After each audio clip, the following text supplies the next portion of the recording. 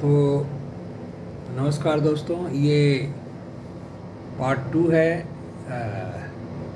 उस डिस्कशन का पार्ट है जो हम कर रहे थे वर्ड्सवर्थ की प्रसिद्ध कविता, रोमांटिक कविता डैफोडिल्स के बारे में। तो पहले हम थोड़ी बातें कर लें। कैसा था वर्ड्सवर्थ का जीवन और कैसी थी उसकी अपब्रिंगिंग, क्योंकि आदमी जो बचपन में होता है वही गुण वो जब बड़ा होता है तो और विकसित होते हैं। उसके एक मनुष्य के अर्ली लाइफ का असर लगभग उसके सारे जीवन पर रहता है। वर्ड्सवर्थ की ही एक महान किंतु सिंपल सी उक्ति है, the child is the father of man. The child is the father of man, ये उसकी बहुत ही सुंदर एक छोटी कविता द रेनबो से ली हुई है। ये भी प्रकृति के ऊपर लिखी हुई एक बहुत ही सुंदर कविता है। Child is the father of man का मतलब हुआ कि बचपन में जो गुण होते हैं एक मनुष्य में, वही और ज़्यादा विकसित होकर के उस आदमी के व्यक्तित्व का हिस्सा बन जाते हैं। तो बचपन में अगर आदमी प्रकृति प्रेमी है तो वो सारा जीवन प्रकृति प्रेमी रहेगा। वर्ड्सवर्थ उस छोटी कविता में कहता है द रेनबो में, my heart leaps up when I behold a rainbow.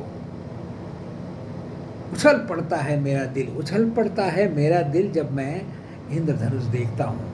ऐसा ही था जब मैं छोटा था, ऐसा है जब मैं बड़ा हो गया हूँ, और ऐसा ही होगा, ऐसा ही रहेगा जब मैं बूढ़ा हो जाऊँगा। यानी मैं प्रकृति प्रेमी बचपन में था, अभी जवानी में हूँ और बुढ़ापे में भी रहूँगा। अगर ऐसा नहीं हुआ तो मैं मर जाना चाहूँगा। यानी प्रकृति से प्रेम, ईश्वर करे सारा जीवन मैं प्रकृति प्रेमी रहूँ। और प्रकृति जो है बहुत ही काइंड और पाइटी के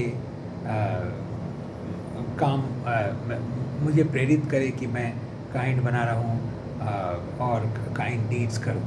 वर्ड्सवर्थ प्रकृति को बहुत ही महान एक जगह देता है मनुष्य के जीवन में। वर्ड्सवर्थ ने कहा कि प्रकृति जो है वो सबसे अच्छी शिक्षक हो सकती है। और उसका एक लूसी पोएम है जो सीरीज है, उसमें एक जगह कहता है कि लूसी एक ऐसी बच्ची है जो 3-4 साल की होती है, तो प्रकृति जिसका मानवीकरण कर दिया गया है वो उसको पालती है, पोसती है और बहुत ही अच्छा जो है एक सुंदर जीव, एक सुंदर एक कैरेक्टर बनता है। बहुत ही अच्छी पर्सनालिटी बनती है लूसी की। लेकिन लूसी के जीवन का अंत हो जाता है और कवि के जीवन में एक खालीपन आ जाता है। ऐसे एक लूसी एक पोएम एक ऐसा है जहाँ वो वॉइस लूसी की बात करते हैं। और एक ऐसा लूसी पोएम भी है जहाँ वो छोटी बच्ची है और आप अपने माँ को बुलाने के लिए पिता की आज्ञा मान करके वो लालटेन लेके निकलती है और बर्फ़ पड़ रही है, बर्फबारी हो रही है और पिता भेजता है कि जाओ अपनी माँ को रास्ता दिखाना क्योंकि रात हो जाएगी।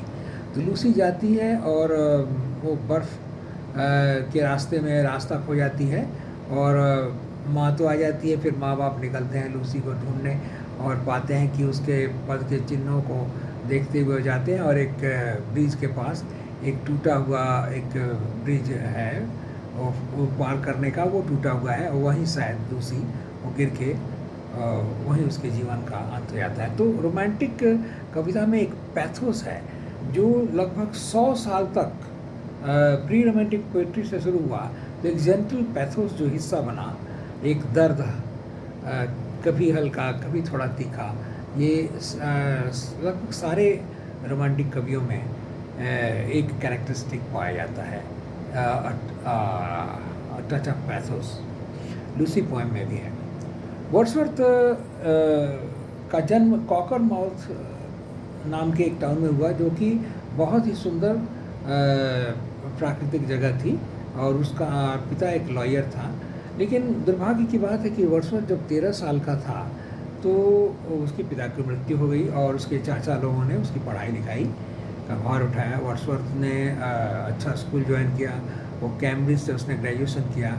उसके वो एक बहुत अच्छा स्टूडेंट नहीं था। जितने भी लोग विद्यार्थी जीवन में बहुत अच्छा नहीं करते उनको करेज लेना चाहिए, इस बात से साहस लेना चाहिए कि वर्ड्सवर्थ जैसा महानतम, प्रकृति का महानतम कवि एक बहुत ही साधारण स्टूडेंट था। और जब उसने कॉलेज छोड़ा तो उसके मन में कोई वो डिसीजन नहीं ले सका कि वो क्या कैरियर अपनाए। वर्ड्सवर्थ इतना साधारण पढ़ा लिखा था, लेकिन बाद में उसने स्वाध्याय किया, उसको कॉलरिज जैसा दोस्त मिला, सैमुअल टेलर कॉलरिज, और वो वर्ड्सवर्थ और साउदे ये तीनों ही लेक डिस्ट्रिक्ट में रहने लगे, जो बहुत ही सुंदर था। वहाँ पानी के लेक्स थे और वन जंगल, घाटी, पहाड़ थे, और यहीं वर्ड्सवर्थ ने जीवन बिताया और बहुत दिनों तक वहाँ रहा। फिर बाद में दूसरी जगह चला गया। वर्ड्सवर्थ बहुत ही भाग्यशाली था कि उसके जीवन भर उसकी बहन उस डॉरथी वर्ड्सवर्थ जिसने कभी शादी नहीं की, वो आजीवन उसके साथ रही। और वर्ड्सवर्थ को सौभाग्य से एक नौकरी मिल गई सरकारी, और वो बहुत ही साधारण जीवन जीता था और सिंपल लिविंग और हाई थिंकिंग में विश्वास करता था। वर्ड्सवर्थ ऐसा एक व्यक्तित्व था कि जिसे ही टुक हिमसेल्फ वेरी सीरियसली, और वो 18वीं सदी की जो ट्रेडिशनल जो कविता थी, जो बुद्धिवादी थी और जो नियमों कायदों के अनुसार लिखी जाती थी, यानी क्लासिकल पोएट्री, उसके विपरीत दिशा में वो कविता लिख रहा था।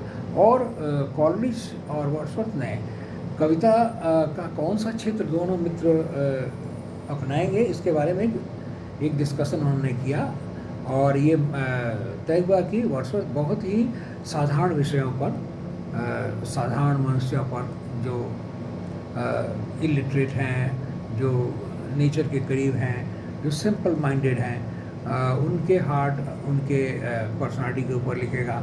और कविता जो है किसी खास शब्दावली में नहीं, बल्कि आम आदमी की भाषा के पास होनी चाहिए।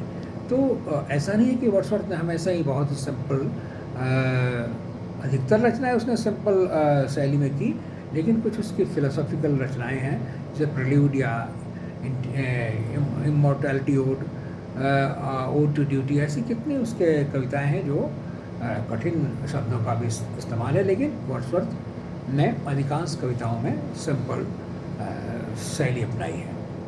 तो वर्ड्सवर्थ और कॉलरिज के कोलाबोरेशन में लिरिकल बैलेड्स बोल के एक कविता संग्रह प्रकाशित हुई, जो कि रोमांटिक कविता की पुनः शुरुआत हुई।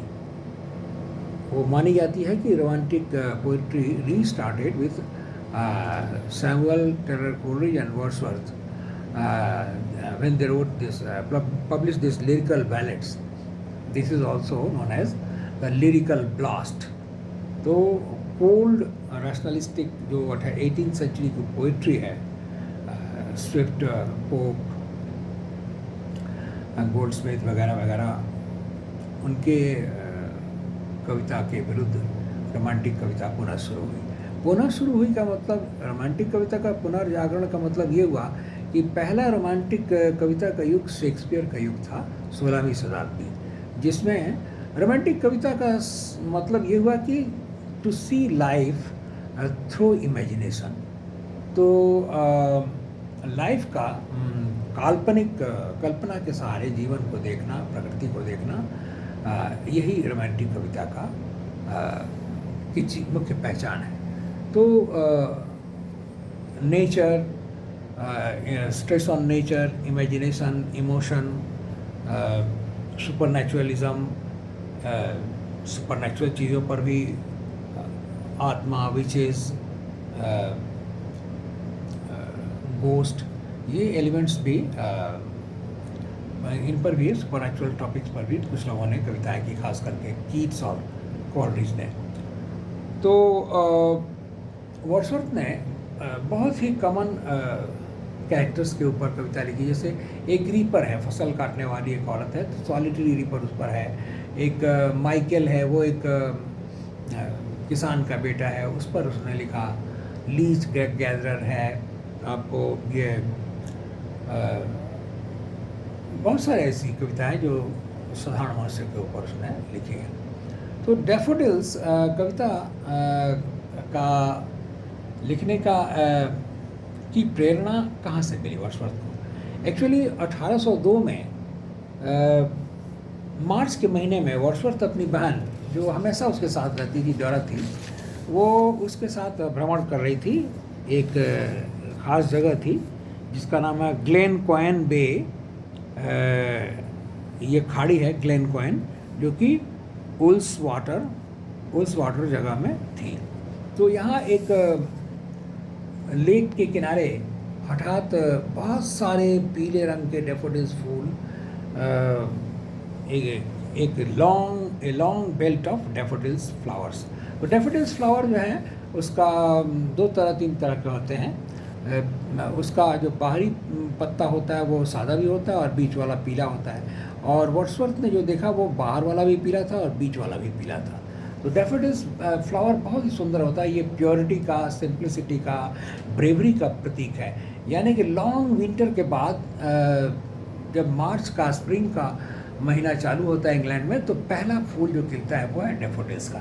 तो एक ब्रेव सोल की तरह इतना विंटर दुख को झेल करके वो बर्फ़ के नीचे दबा होता है और धीरे धीरे अपना माथा ऊपर करता है और दुनिया को सूचना देता है कि दुनिया में जो है जगत में स्प्रिंग ऋतु यानी वसंत ऋतु का आरंभ हो चुका है। तो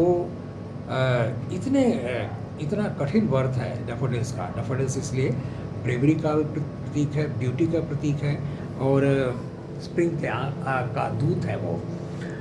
तो बहुत ही सुंदर फूल होता है और एक जगह बहुत सारे खिलते हैं। तो वर्ड्सवर्थ और उसकी बहन जब इस फूल को देखते हैं 1802 में टहलते हुए, तो डॉरथी जो वर्ड्सवर्थ की बहन थी वो एक डायरी मेंटेन करती थी और वर्ड्सवर्थ जो है उस डायरी को पढ़ कर के बाद में उस सिचुएशन को, उस घटना को फिर याद करके उस इमोशन को, उस घटना को, उस कैरेक्टर को, उस सीन को अपनी बहन की डायरी से पढ़ने के बाद अक्सर वो कविताएं लिखा करता था। इसीलिए वर्ड्सवर्थ ने अपनी कविताओं को कहा कि, या कविता को इन जनरल कहा कि कविता क्या है कि इमोशन रिकलेक्टेड इन ट्रैंक्विलिटी।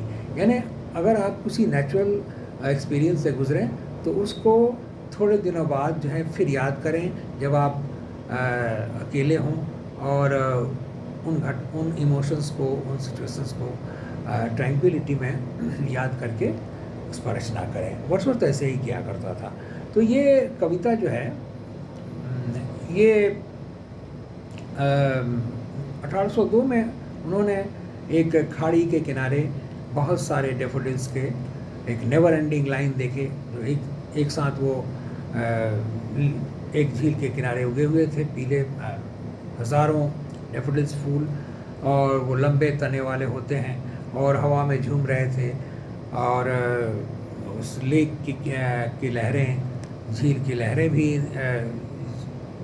नृत्य कर रही थी और हवा में झूम झूम के डैफोडिल्स फूल भी नृत्य कर रहे थे। और इस दृश्य से मुग्ध हो गया वर्ड्सवर्थ और उसकी बहन, और ये दृश्य उसे जीवन भर याद रखा। और उसी दृश्य को याद करके, मनोरम दृश्य को याद करके वर्ड्सवर्थ ने 1804 या 1807, डेफिनेटली हम नहीं जानते कि किस साल इसकी रचना हुई, लेकिन ये प्रकाशित हुई थी 1807 में। लेकिन अनुमान लगाया जाता है कि वर्ड्सवर्थ ने 1802 में नहीं लिखी, बल्कि अपनी बहन के उस जर्नल को पढ़ करके उसने जो है कुछ सहारा लिया। अक्सर वो जर्नल के कई वर्ड्स और फ्रेजेस भी वर्ड्सवर्थ के कविताओं में आ जाते थे। तो डॉरथी का जर्नल एक बहुत ही बड़ा सोर्स था वर्ड्सवर्थ के लिए।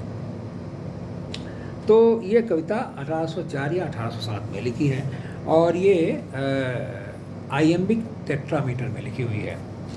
बहुत ही सुंदर कविता है।